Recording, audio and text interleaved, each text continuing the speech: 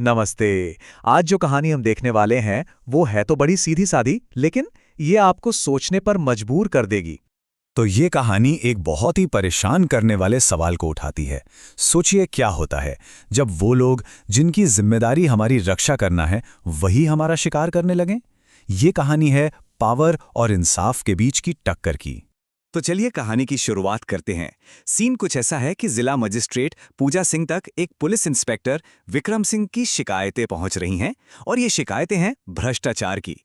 तो वो एक बहुत ही हटके एक अलग रास्ता चुनती हैं इससे निपटने के लिए। तो यहाँ पर मामला दो अलग-अलग ताकतों के बीच का है। एक तरफ है वो जो सच सामने लाना चाहती है और दूसरी तरफ है वो जो अपनी पावर का, अपने पद का गलत इस्तेमाल कर रही है। तो डीएम पूजा सिंह फैसला करती हैं कि वो एक आम लड़की बनकर जाएंगी। पता है क्यों?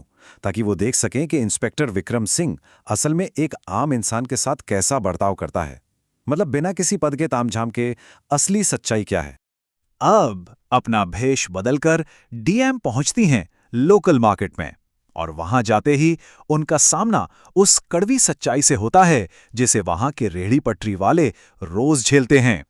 मतलब जो दुकानदार हैं वो बेचारे डर के साए में जी रहे हैं, और फंसे भी किसके जाल में हैं? उसी इंसान के जिसका काम उनकी सुरक्षा करना है। ये तो सिस्टम का पूरी तरह से उल्टा हो जाना है।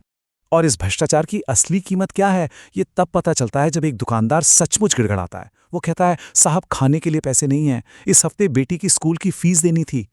लेकिन इंस्पेक्टर, उसको कोई फर्क नहीं पड़ता। उसका जवाब एकदम बेरहमी भरा होता है। वो साफ साफ कहता है, रिश्वत नहीं देगा तो ये ठेला यहां से हटा ले, नहीं तो पता है ना क्या होगा। इससे सारी शिकायतें सच साबित हो जाती हैं। अब ये सब अपनी आंखों के सामने होता देख भेष बदली हुई डीएम के लिए चुप रहना नामुमकिन हो जाता है। वो बीच में बोल पड़ती हैं और बस यहीं से मामला तेजी से बिगड़ना शुरू हो जाता है। तो होता क्या है? सबसे पहले डीएम रिश्वत की इस गैर कानूनी मांग को चुनौती देती हैं। फिर इंस्पेक्टर विक्रम सिंह उन्हें डराने धमकाने की कोशिश करता है, लेकिन वो पीछे नहीं हटती और कहती हैं कि गरीबों के साथ ये अन्याय बर्दाश्त नहीं किया जाएगा। और आखिर में इंस्पेक्टर जोर जबरदस्ती पर उतर आता है। वो उन्हें एक थप्पड़ मारता है और अपनी ही पुलिस को उन्हें गिरफ्तार करने का हुक्म दे देता है। अब कहानी पहुंचती है पुलिस स्टेशन के अंदर। यहां डीएम पूजा सिंह को इस भ्रष्ट सिस्टम का एक और घिनौना चेहरा देखने को मिलता है, और उन्हें यह भी पता चलता है कि वो अकेली नहीं हैं जो इस जाल में फंसी हैं। वहीं पर एक और महिला कैदी अपनी कहानी बताती है कि कैसे वो अपनी बेटी की शादी की खरीदारी कर रही थी और पुलिस ने उस पर चोरी का इल्जाम लगाकर उसे गिरफ्तार कर लिया और उसके सारे पैसे भी छीन लिए। इससे ये साफ हो जाता है कि ये कोई एकाध घटना नहीं बल्कि एक पूरा पैटर्न चल रहा है।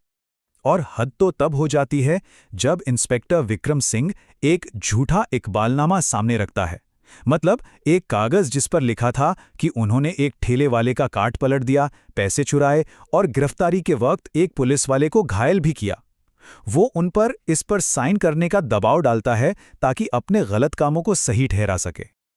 लेकिन इतनी धमकी के बाद भी वो साफ मना कर देती हैं। वो कहती हैं, मैं इस कागज पर साइन नहीं करूंगी। मुझे पता है कि तुम गरीबों को झूठे मामलों में फंसाकर उनसे पैसे ऐंठते हो। अब तक वो इस भ्रष्टाचार की पूरी गहराई को समझ चुकी थी। अब कहानी अपने क्लाइमैक्स पर पहुंचती है। इंस्पेक्टर के बड़े अफसर वहां आ जाते हैं, लेकिन विक्रम सिंह अपने झूठ पर और भी ज्यादा अड़ जाता है। उसे लगता है कि वो बच जाएगा। और जैसे जैसे उस पर दबाव बढ़ता है, इंस्पेक्टर एक आखिरी धमकी देता है, अब तुम अपने किए का नतीजा भुगतोगी। उसे जरा भी अंदाजा नहीं है कि पासा पलटने वाला है। वो बस एक फोन कॉल करने की इजाजत मांगती हैं, और बस यही एक फोन कॉल उस कमरे में पावर का पूरा खेल बदलने वाला है। और वो फोन पर कहती हैं, सर मैं डीएम पूजा सिंह बोल रही हूं। मैं शहर के पुलिस स्टेशन में हूं और इंस्पेक्टर विक्रम सिंह ने मुझे कल रात से जेल में बंद कर रखा है। बस इस एक लाइन के साथ पूरा सच सबके सामने आ जाता है। इस खुलासे के बाद तो जैसे पुलिस डिपार्टमेंट में भूचाल आ जाता है और फिर इंसाफ का पहिया बहुत तेजी से घूमता है। तो होता क्या है, इंस्पेक्टर विक्रम सिंह को फौरन गिरफ्तार कर लिया जाता है।